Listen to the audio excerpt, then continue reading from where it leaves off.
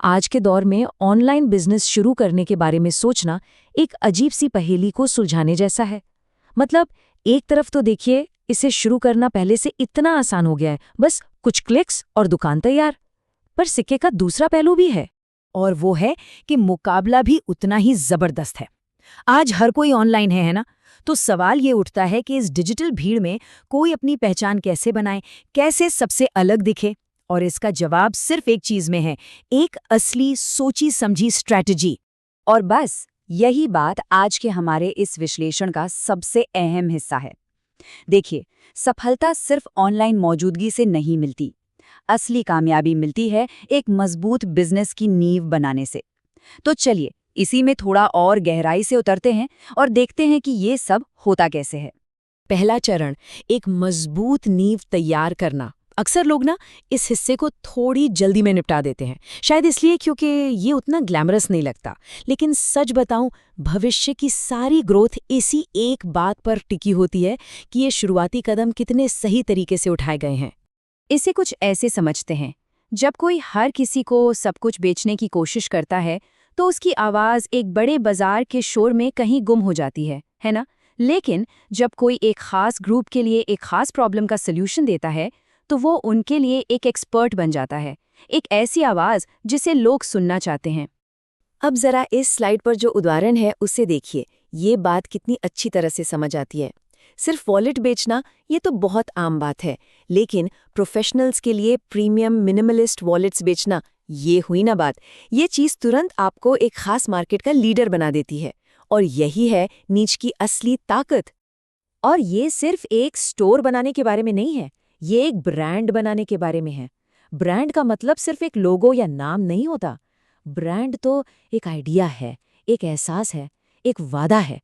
लोग सिर्फ प्रोडक्ट नहीं खरीदते हैं, वे उस वादे को और उस एहसास को खरीदते हैं जिससे वो जुड़ना चाहते हैं। तो अब आते हैं दूसरे चरण पर, अपने ग्रोथ इंजन में महारत हासिल करना। ठीक है, तो फाउंडेशन तो अब मजबूत हो गया, अब समय है इंजन स्टार्ट करने का। चलिए देखते हैं कि उन सही लोगों को लगातार कैसे अट्रैक्ट किया जाए जो ब्रांड को वाकई पसंद करेंगे।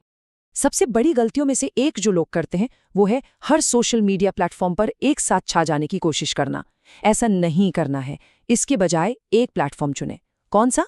वो जहां टारगेट कस्टमर्स सबसे ज्यादा समय बिताते हैं।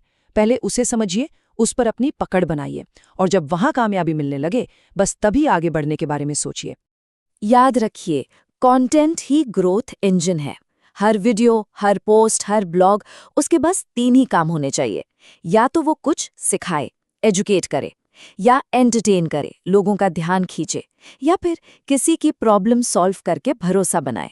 दैट्स इट, बस इतना ही। और ये गोल्डन रूल है जिसे हमेशा याद रखना है। जब लोग किसी के ज्ञान पर, उसकी दी हुई मदद पर भरोसा करने लगते हैं ना, तो वो अपने आप ही उसके प्रोडक्ट्स पर भी भरोसा करने लगते हैं। तो सबसे ज़रूरी बात क्या हुई? हमेशा पहले वैल्यू दो, बाद में बेचो। कई लोगों को लगता है कि एड्स चला दिए तो सारी प्रॉब्लम सॉल्व हो जाएगी, लेकिन सच तो ये है कि विज्ञापन या एड्स सिर्फ उसी चीज़ को और बड़ा करते हैं जो पहले से ही काम कर रही हो। इसलिए पहले ऑर्गेनिक तरीके से, मतलब बिना पैसा खर्च किए, ये पता लगाइए कि लोगों को क्या पसंद आ रहा है, और फिर उस सफलता को एड्स के जरिए आसमान तक पहुंचा दीजिए। चलिए अब उस सबसे ज़रूरी मोमेंट पर आते हैं, जहां एक ऑडियंस को पेइंग कस्टमर्स में और फिर लॉयल फैंस में बदला जाता है। देखते हैं ये मैजिक होता कैसे है। वेबसाइट पर चाहे जितना भी ट्रैफिक आ जाए, उसका कोई फायदा नहीं अगर लोग वहां आकर कुछ खरीद ही नहीं रहे। तो ये पक्का करना होगा कि खरीदने का प्रोसेस एकदम आसान हो। मतलब वेबसाइट फटाफट लोड हो, मोबाइल पर अच्छे से दिखे, प्रोडक्ट्स की तस्वीरें और जानकारी बिल्कुल साफ हो, और सबसे ज़रूरी चीज़ सोशल प्रूफ, मतलब ये दिखाना कि दूसरे लोग भी इस प्रोडक्ट को खरीद रहे हैं और पसंद कर रहे हैं। सोशल प्रूफ की ताकत को कभी भी कम नहीं आंकना चाहिए। सोचिए, बस 500 प्लस हैप्पी कस्टमर्स जैसा एक छोटा सा नंबर, ये भी किसी नए विजिटर के मन में जबरदस्त भरोसा पैदा कर सकता है।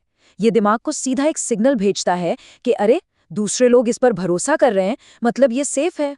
और ये स्लाइड एक बहुत ही ज़रूरी फ़र्क दिखाती है। सोशल मीडिया, जानते हैं कैसा है? एक किराए के घर जैसा। नियम आपके नहीं चलते, और एल्गोरिदम वो तो कभी भी बदल सकता है। लेकिन जो ईमेल लिस्ट होती है ना, वो अपनी खुद की प्रॉपर्टी है। वहाँ अपने ऑडियंस से सीधे बात की जा सकती है, जब चाहें, जैसे चाहें। ज्यादातर बिजनेस ना बस नए कस्टमर्स ढूंढने के पीछे भागते रहते हैं, जो कि बहुत महंगा पड़ता है। असली मुनाफा तो अपने मौजूदा ग्राहकों को खुश रखने में है। क्यों? क्योंकि एक खुश कस्टमर बार बार खरीदता है, ज्यादा खर्च करता है और अपने दोस्तों को भी बताता है। वर्ड ऑफ माउथ मार्केटिंग है ना। और अब आते हैं आखिरी और सबसे जरूरी चरण पर। ये वो जगह है जहां असली बिजनेस बस कुछ समय के लिए चलने वाले वेंचर से अलग हो जाते हैं। यहाँ बात शॉर्टकट्स की नहीं होती। यहाँ हम उन स्ट्रैटेजीज और उस माइंडसेट पर बात करेंगे जो लॉन्ग टर्म सक्सेस के लिए जरूरी हैं। देखिए, ग्रोथ कोई किस्मत का खेल नहीं है। ये एक प्रोसेस है जो पूरी तरह डेटा पर चलता है, जैसे कि कन्वर्जन रेट्स। ये बताते हैं कि वेबसाइट लोगों को खरीदने के लिए कितना मना पा रही है। कस्टमर का बिहेवियर दिखाता है कि उन्हें असल में क्या चाहिए। और ट्रैफिक सोर्सेज बताते हैं कि अपनी मेहनत और पैसा कहाँ लगाना सबसे फायदेमंद रहेगा। और ये शायद इस पूरे विश्लेषण की सबसे जरूरी सलाह है। पता है, ज्यादातर लोग कहाँ चूक जाते हैं? वो बहुत जल्दी हार मान लेते हैं। सफलता अक्सर टैलेंट या स्मार्ट होने से नहीं मिलती, बल्कि रोज थोड़ा थोड़ा लेकिन लगातार कोशिश करते रहने से मिलती है। कंसिस्टेंसी इज की। ये जो डिजिटल दुनिया है ना, ये बहुत तेजी से बदलती है।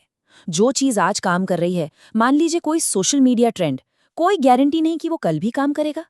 जो बिजनेस बदलते समय के साथ खुद को अडेप्ट नहीं करते, वो डायनासोर की तरह गायब हो जाते हैं। इसलिए सीखते रहना और बदलते रहना, यही सर्वाइवल का मंत्र है।